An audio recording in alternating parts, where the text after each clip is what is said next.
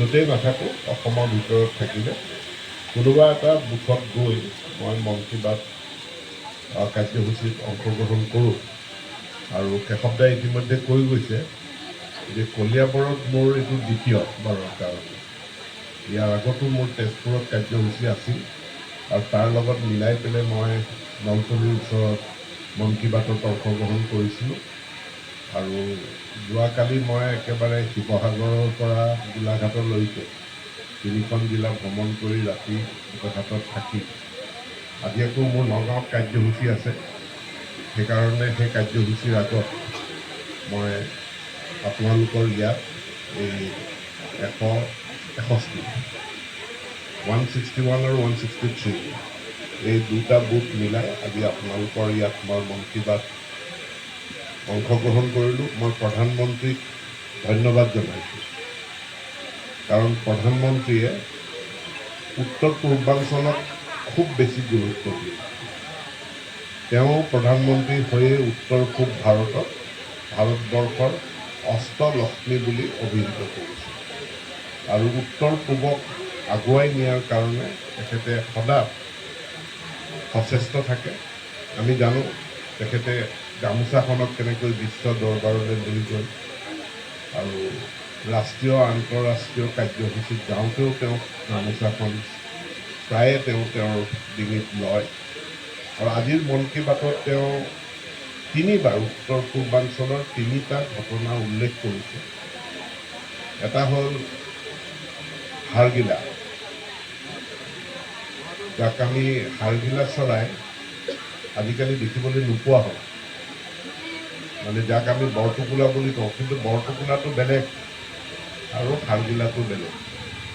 যদি দুইটাকে বৰটোকোলা কওঁ তেতিয়া ক'ব লাগিব এটা ডাঙৰ বৰটোকোলা, এটা সৰু বৰটোকোলা।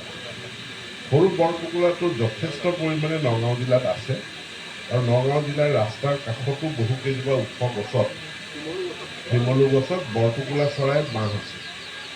কিন্তু যিটো ডাঙৰ বৰটোকোলা, যাক আমি হাড়গিলা বুলি কওঁ, তাক আজি শিৱসাগৰত আমি পাওঁ দেখিবলৈ, গুৱাহাটীত আছে, কাজিৰঙাত আছে, কিন্তু ই এটা বিশ্বৰ বিলুপ্তপ্ৰায় চৰাই।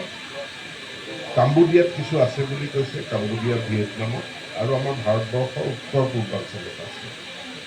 আৰু এই চৰাইটো সংৰক্ষণ কৰাৰ কাৰণে এগৰাকী মহিলা, পূৰ্ণিমা দেৱী বৰ্মন, তেখেতে কাম কৰি আছে। গতিকে আজি প্ৰধানমন্ত্ৰীয়ে তেখেতৰ মন কী বাতত এই কথাটো উল্লেখ কৰিছে। খেলৰ ক্ষেত্ৰত নাগালেণ্ডে কিছু উদ্ভাৱনী খেল কৰিছে। আৰু মই এবাৰ গোৱালপাৰা জিলা যাওঁতে ময়ো তাত এবাৰ সৰু ল'ৰা ছোৱালী, মানে শিশু যিসকল, তেওঁলোকৰ ফুটবল টুৰ্ণামেণ্ট এটা মই চাবলৈ পাইছিলোঁ। তেনেকুৱা ফুটবল টুৰ্ণামেণ্ট মেঘালয়ত হয় তাৰ কথা উল্লেখ কৰিছে।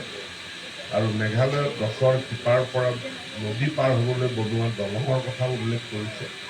তো 3টাকে ইনষ্টেঞ্চ আজি প্ৰধানমন্ত্ৰীয়ে উত্তৰ পূৰ্বাঞ্চলৰ বিষয়ে ক'লে, গতিকে প্ৰধানমন্ত্ৰীক মই ধন্যবাদ জ্ঞাপন কৰিছোঁ।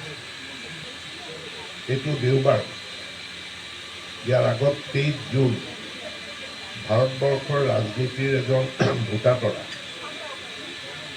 আৰু ভাৰতীয় জনতা পাৰ্টীৰ কাৰ্যকৰ্তাৰ কাৰণে চিৰ পূজনীয় এজন ব্যক্তি, শ্যামা প্ৰসাদ মুখাৰ্জী, তেখেতৰ বলিদান দিৱস 23 জুন। তেখেতে ভাৰতবৰ্ষ স্বাধীন হোৱাৰ পাছত যেতিয়া কাশ্মীৰৰ কাৰণে এখন বেলেগ পতাকা লোৱা হৈছিল, কাশ্মীৰৰ যেতিয়া এখন বেলেগ সংবিধান হৈছিল, আৰ্টিকল 370 যেতিয়া বেলেগে কাশ্মীৰৰ কাৰণে কৰা হৈছিল, তেতিয়া শ্যামা প্ৰসাদ মুখাৰ্জীয়ে মন্ত্ৰিত্ব ত্যাগ কৰি তেওঁ কৈছিল, এক দেশ দো বিধান, দো নিশান আৰু দো প্ৰধান, এই নেহি চলেগা। মানে এখনেই দেশ, কিন্তু সংবিধান দুখন হ'ব, পতাকা দুখন হ'ব আৰু প্ৰধানমন্ত্ৰী দুজন হ'ব। কাৰণ সেই সময়ত জম্মু কাশ্মীৰৰ মুখ্যমন্ত্ৰীকো প্ৰধানমন্ত্ৰী বুলি কৈছে। গতিকে এখন দেশত দুখন ৰাষ্ট্ৰীয় পতাকা, দুখন সংবিধান, আৰু দুজন প্ৰধানমন্ত্ৰী এইটো নহ'ব। তাৰ কাৰণে তেওঁ জম্মু কাশ্মীৰলৈ যাত্ৰা কৰিছিল আৰু সেই যাত্ৰাত জম্মু কাশ্মীৰৰ চৰকাৰে প্ৰশাসনে তেখেতক গ্ৰেপ্তাৰ কৰিছিল আৰু সন্দেহজনক পৰিৱেশত 23 জুন তাৰিখে জেলৰ ভিতৰতে তেখেতৰ মৃত্যু হৈছিল।